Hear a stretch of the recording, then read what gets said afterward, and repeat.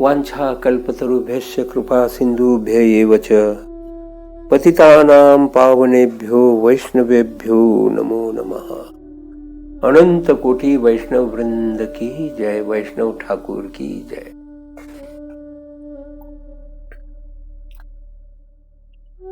ओम अज्ञानतिमिरान्धस्य ज्ञानाञ्जनशलाकया चक्षुरुन्मीलितं येन तस्मै श्रीगुरवे नमः। मायातीतं माधवम् आद्यं जगदादिं मायातीतं मोहविनाशं मुनिवन्द्यं योगी ध्येयं योगविधानं परिपूर्णं वन्दे रामं रञ्जितलोकं रमणीयं। वन्दे रामं रञ्जितलोकं रमणीयं। वन्दे रामं रञ्जितलोकं रमणीयं। सीताराम लक्ष्मण हनुमान जी की जय हो। हरे कृष्णा। श्री रामचंद्र भगवान की जय हो। मनुष्य जन्म प्राप्त होने के बाद मनुष्य जीवन का उद्देश्य क्या है, हम यहाँ जन्म लेकर क्यों आए, हमें क्या करना चाहिए, ये सब जो चीजें हैं इससे संबंधित जब विचार मन में आते हैं, इसका चिंतन होता है, फिर आत्म स्तर पे जाने की इच्छा होती है, वहीं से अध्यात्म का प्रारंभ होता है। लेकिन जब रुचि आती है तब ये पता नहीं चलता कि अध्यात्म का शुभारंभ कहाँ से करें, क्या क्या समझना चाहिए, हमें कहाँ से हम समझ लेंगे तो हमें इसका ज्ञान मिलेगा। तो ये भी हरि की इच्छा है, श्री रामचंद्र भगवान की इच्छा है कि हम उनके भक्ति में लगे रहे। जन्म मृत्यु के चक्कर से, इस चक्र में जो हम फंसे हुए हैं, वहां से हमें वो निकालना चाहते हैं। हमारे कल्याण के लिए, हमारी उन्नति के लिए, हमारी प्रगति के लिए, हमारे कष्ट देखकर उस कष्टों से हमें बाहर निकालने के लिए श्री हरि श्री रामचंद्र कृपावश दयावश विविध लीला करके अपने लीला के द्वारा अपनी ओर आकर्षित कर लेते हैं। और यही दो दिव्य ग्रंथ है हमारी संस्कृति में, रामायण और महाभारत। रामायण व्यक्तिगत जीवन के बारे में, एक आदर्श व्यक्ति कैसा होना चाहिए और जन्म मृत्यु के चक्र में नहीं फंसना चाहिए, वास्तव में हमारा जीवन कैसा है, क्या है, इस शरीर में हम कैसे बद्ध हो गए, हमें शरीर प्राप्त क्यों हुआ, हमारी मृत्यु क्यों होती है, और जन्म और मृत्यु के बीच में हमें, हमारे जीवन में हमें कैसा बर्ताव रखना चाहिए, हमें क्या जानकारी लेनी चाहिए, किस जानकारी से हम इस सृष्टि में भी आनंद के साथ हम जी सकते हैं, ये सब ज्ञान व्यक्तिगत रूप से रामायण के द्वारा प्राप्त होता है। पारिवारिक जीवन या सामाजिक जीवन के बारे में अगर सोचना है तो महाभारत आवश्यक है। तो सबसे पहले हमें रामायण समझना चाहिए, सीखना चाहिए, अपनाना चाहिए और जीवन में उतारना चाहिए। ज्ञान जब हम समझ लेते हैं तब उसको प्रत्यक्ष रूप में हम उतारते हैं, स्वीकृति करते हैं, जीवन में अवलंबन करते हैं, तो वो हो गया विज्ञान। ज्ञान और विज्ञान दोनों भी आवश्यक है। तो सर्वप्रथम रामायण के द्वारा हम समझ ले कि हमारा व्यक्तिगत जीवन कैसा हो, हम कौन है, आत्मा क्या है, क्या हम सचमुच ये शरीर है, आत्मा और शरीर का संबंध क्यों आ गया, कैसा आ गया, ये शरीर में बद्ध क्यों हो गया, ये आया कहां से, फिर आत्मा के माता पिता कौन है, ये अपने जीवन में अलग अलग प्रकार के ढंग के अनुभव क्यों लेता है, हर एक का जीवन अलग अलग क्यों है, ऐसे ढेर सारे प्रश्न मन में आते हैं और उसको ढूंढते ढूंढते फिर बुद्धिमान व्यक्ति अध्यात्म की खोज में आता है, क्योंकि उसको पता चलता है न मनुष्य का जन्म होता है न मृत्यु, मनुष्य का शरीर प्रकट होता है। आत्मा की उपस्थिति के अनुसार, उसकी इच्छा के अनुसार और श्री हरि के अनुमति के अनुसार शरीर तो मृत रहता है, आत्मा की उपस्थिति के कारण वो जीवित लगता है। और जब वो आत्मा या जीव इस शरीर को त्याग देता है तो ये शरीर वास्तविक मृत है, ये तब पता चलता है। शरीर तो जीवित है ही नहीं, तो शरीर जो जीवित नहीं उसका मृत्यु का कोई संबंध नहीं है। लेकिन ये समझेंगे कब? जब ज्ञान की प्राप्ति हो और जब ये पता चलेगा कि शरीर ही नाशवंत है, इसका नाश होना ही है, तो दुख और चिंता किस बात की? बस तब तक धीरज रखना है और आगे जहां हमें सफर के लिए जाने की इच्छा है उसको समझना चाहिए और उसकी तैयारी करना चाहिए। ये करने के लिए ही दिव्य ज्ञान होता है। तो सामान्य जीवन और भगवान का जीवन, इसमें ढेर सारा अंतर है। ये सब कब पता चलेगा? जब हम इन दिव्य ग्रंथों को समझने का प्रयास करेंगे। तो प्रभु रामचंद्र ये व्यक्तिमत्व बाह्य दृष्टि से और वास्तव में साक्षात श्री हरि, इनको यहां आने की जरूरत नहीं है, लेकिन खुद की माया के वश में आकर, खुद की माया को उपयोग करके साधारण लोक में आकर एक सामान्य मनुष्य जैसा जीवन यहां खुद स्वीकार करते हैं और एक आदर्श सिखाते हैं। और ये सीखने के लिए, ये समझने के लिए हमें रामायण समझ लेना बहुत आवश्यक है। इसीलिए रामायण, अगर कोई भी व्यक्ति हो, लिखा पढ़ा हो अनपढ़ हो, सुशिक्षित हो अशिक्षित हो, शहर नगर से हो या गंवारा हो गांव से हो, किसी देश का हो किसी जाति का हो, कोई भी हो, उसको अगर सच और सही ढंग से मनुष्य बनना है, हमारा जीवन क्या है ये समझ लेना है, तो हर एक व्यक्ति को रामायण समझ लेना, पढ़ना, सीखना, समझना बहुत आवश्यक है, बहुत आवश्यक है। और इसी दृष्टि से हम सोच रहे हैं कि रामायण केवल कथा नहीं है, रामायण एक विज्ञान है। रामायण में कोई नाट्य जैसा नहीं है, ये नाट्य के रूप में हमें आकर्षित करने के लिए भगवान ने लीलाओं का प्रदर्शन किया है। वो भी दयावश किसी न किसी कारण से हम लोग उनकी ओर आकृष्ट हो और उनको समझने का प्रयास करें। कोई पिता अपने पुत्र का दुख देखना नहीं चाहता और दुख में रखना भी नहीं चाहता, लेकिन वो पुत्र अगर सुनता नहीं है तो पिता क्या करे। उसी प्रकार से श्री हरि, श्री कृष्ण, श्री रामचंद्र किसी जीव को दुख में रखना नहीं चाहते, लेकिन अज्ञानवश, अध्यात्म की अनुभूति नहीं होने के कारण, ज्ञान के अभाव के कारण, संग के अभाव के कारण बेचारा पूरे जीवन में कष्ट ही कष्ट करता रहता है। और फिर कभी दुख कभी सुख। सुख तो बहुत कम कभी तो मिलता है, लेकिन दुख तो निश्चित है ही। हम जिस जगत में उत्पन्न हुए हैं, इस जगत का नाम ही है मर्त्य लोक। मर्त्य लोक यानी मृत्यु लोक। मृत्यु लोक यानी यहां जो भी आएगा वो मरने के लिए आएगा, और हर एक को डर मरने का है। आए तो उसी गांव में, आए तो उसी शरीर में। कोई भी शरीर प्राप्त करो, उसकी मृत्यु निश्चित है, शरीर को छोड़ना है। फिर इतने कष्ट क्यों? क्योंकि हम अपने आप को नहीं पहचान रहे हैं। शरीर नाश होने वाला है पता है, लेकिन शरीर नाश होने के बाद हमारा नाश नहीं होता है। ये जब तक नहीं समझेंगे तब तक दुख तो चलता रहेगा। इसलिए इस विश्व में दुखी जीवों का भंडार ही भंडार है, सुखी बहुत कम है।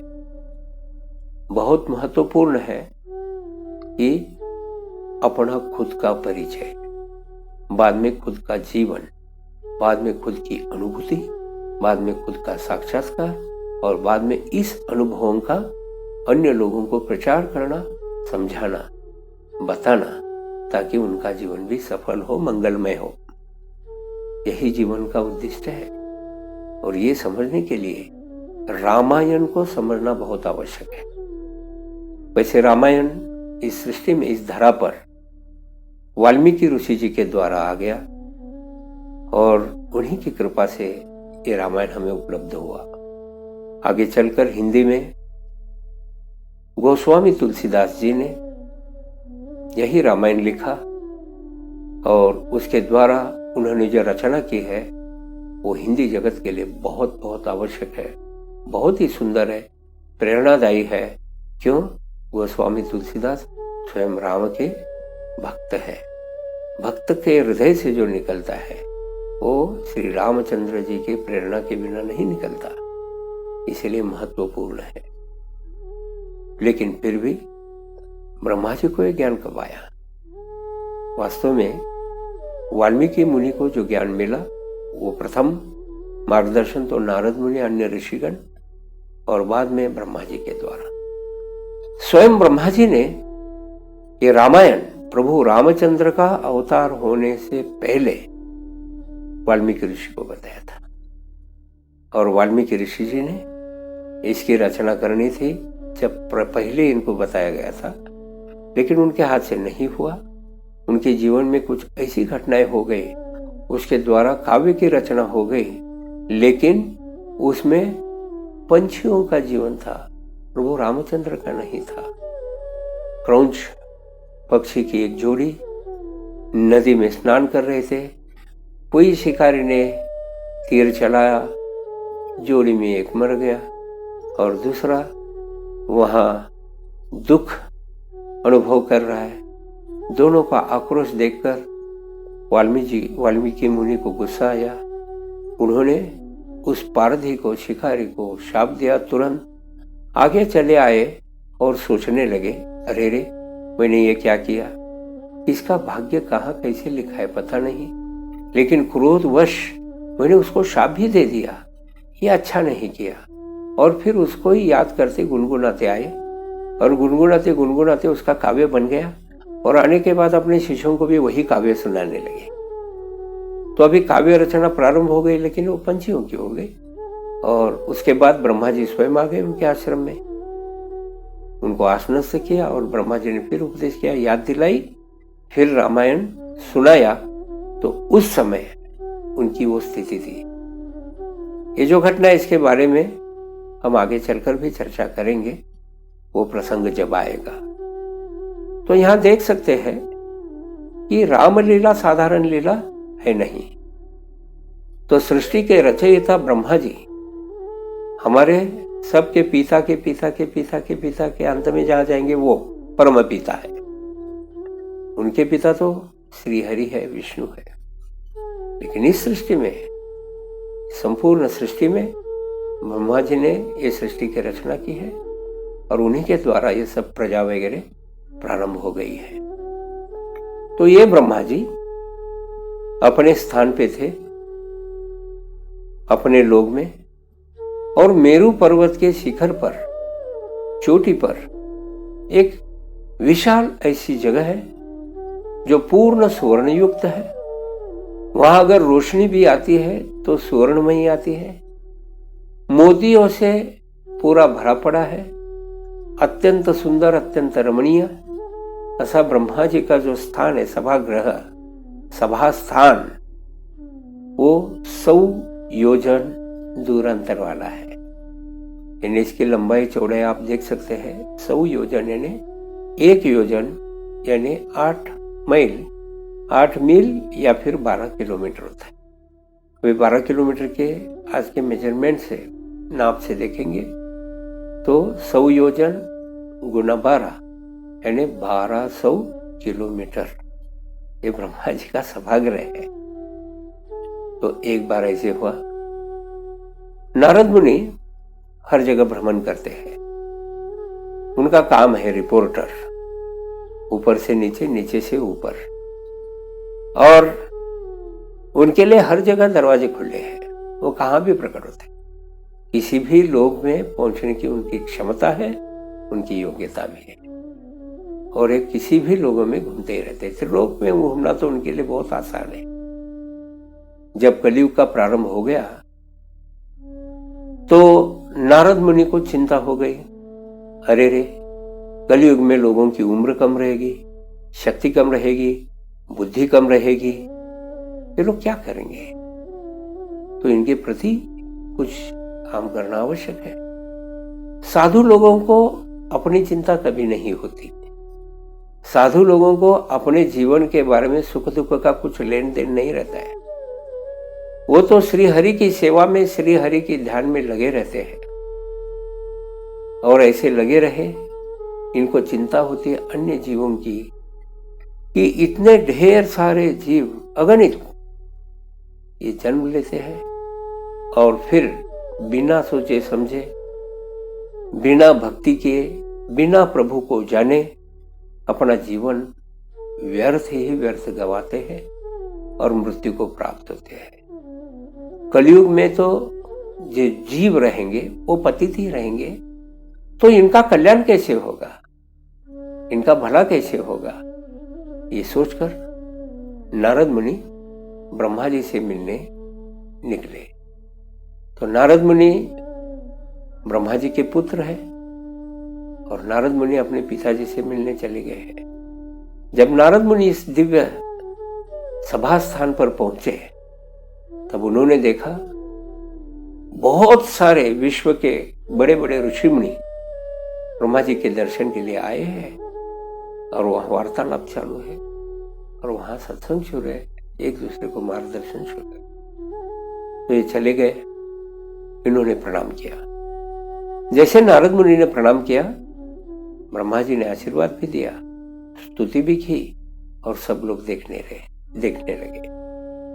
इस प्रकार जैसे स्तुति हो गई, ब्रह्मा जी ने आदर पूर्वक, पुत्र होने के बावजूद भी आदर पूर्वक स्वागत किया, बुला लिया।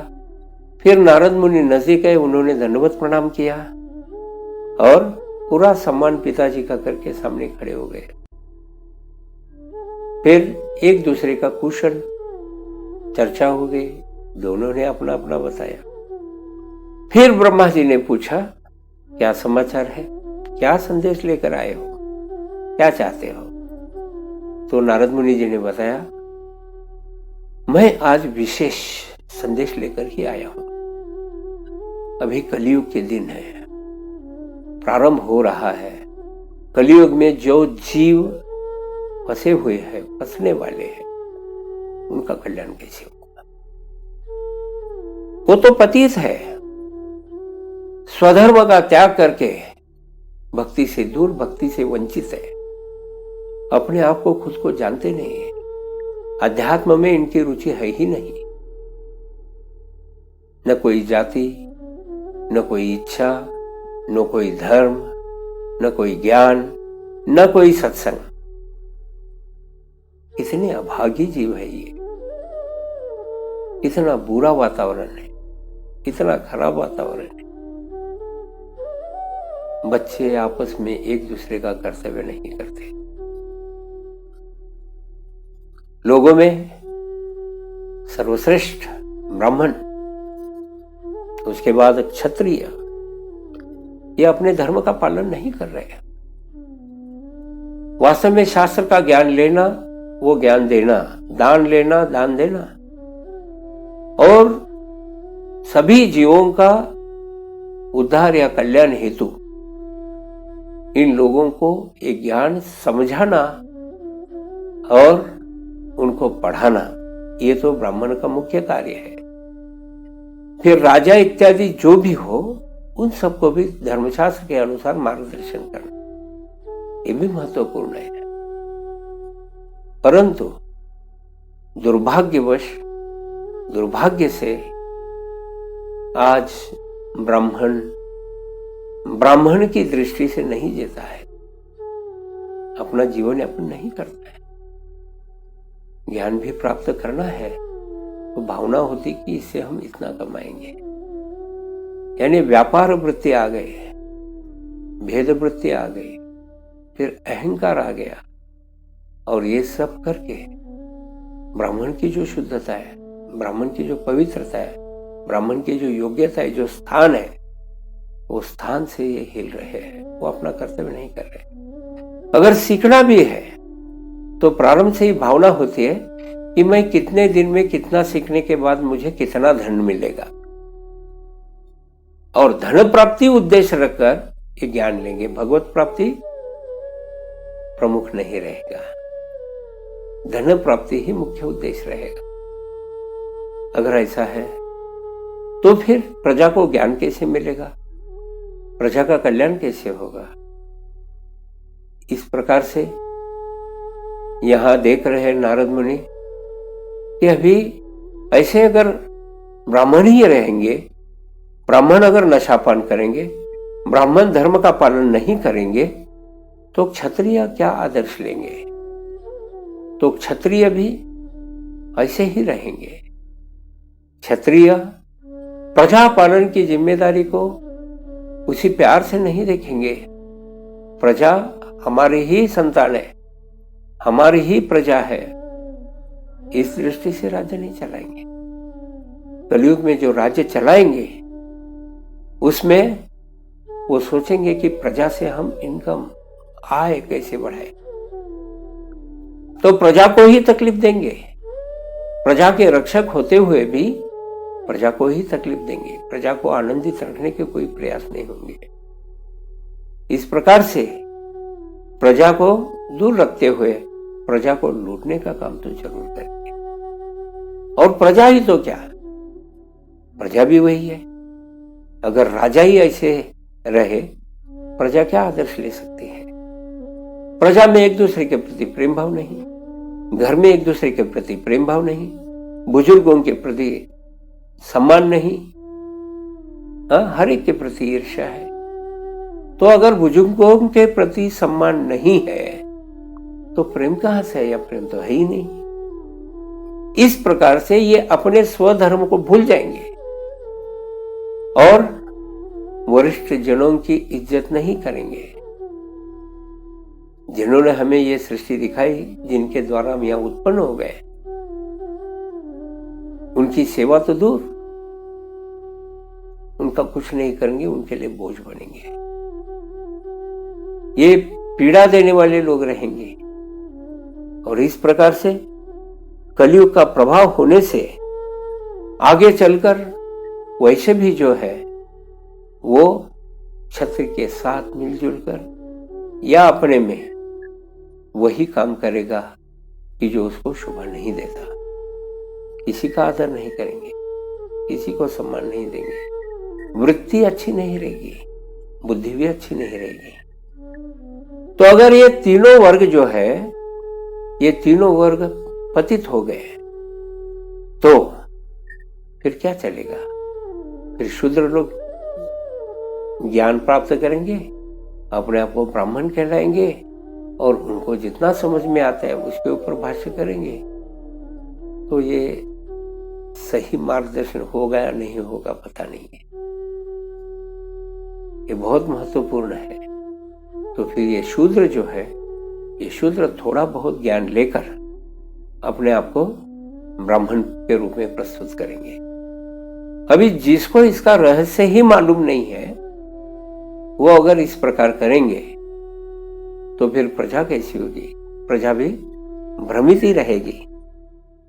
इसलिए ज्ञान बहुत महत्वपूर्ण है, बहुत महत्वपूर्ण है। जाति महत्वपूर्ण है नहीं, जाति संस्कार के अनुसार, उनके कर्मों के अनुसार, कार्य के अनुसार हो गई है।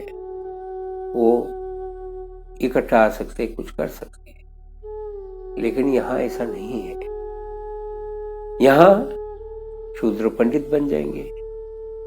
अभी शूद्र कौन है? जो ब्राह्मण की सेवा नहीं करता, लेकिन ब्राह्मण के मार्गदर्शन में। ब्राह्मण कौन है? जो ज्ञान प्राप्त करता है, अध्यात्म को जानता है, ब्रह्म ज्ञान को जानता है और ये ज्ञान दूसरों को देता है। शुद्धता, पवित्रता और शास्त्रों का पठन, यजन, याजन ये सब करता है। इसके मार्गदर्शन में धर्म का ज्ञान प्राप्त कर क्षत्रिय राज्य संभालता है, राज्य की रक्षा करता है। और क्षत्रिय के आश्रय में, मार्गदर्शन में किसान जो है, गोपालक जो है, अर्थात वैश्य जो है, वो कार्य करता है। और ये तीनों कार्य किसको नहीं जमते, वो शूद्र बन जाता है। शूद्र सभी के काम करते हैं, सभी की जिम्मेदारी लेता है।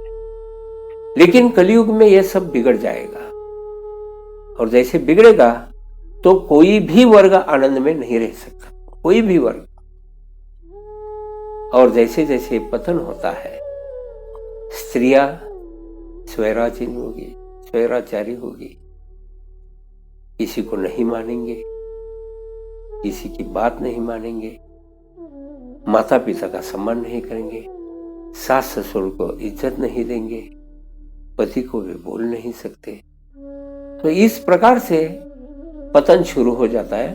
तो ऐसी अवस्था में कौन जीव है जो आनंद के साथ यहाँ अपना जीवन व्यतीत करे या जी ले? बहुत मुश्किल है। और ये सबका परिणाम अपने आप को ये लोग भूल जाते हैं। और कलयुग में अध्यात्म की कमतरता हो जाती है, जो खुद को समझ नहीं सकते अध्यात्म के बारे में, तो फिर आगे उनकी गति क्या होगी? इसलिए इन सब की गति देखने के लिए, इनकी प्रगति करने की दृष्टि से नारद मुनि को दुख हुआ कि इनका आगे कैसे होगा, ये भक्ति कब करेंगे, कब समझ लेंगे। तो इनका कल्याण करने के लिए, इनके कल्याण के हेतु उस भावना से नारद मुनि यहाँ आए हैं और ब्रह्मा जी से ये सब प्रश्न करने के लिए ब्रह्मा जी को प्रणाम किया। और ब्रह्मा जी से पूछते हैं कि मैं कुछ प्रश्न लेकर आया हूं और कृपया इन सब प्रश्नों का मुझे जवाब दीजिए।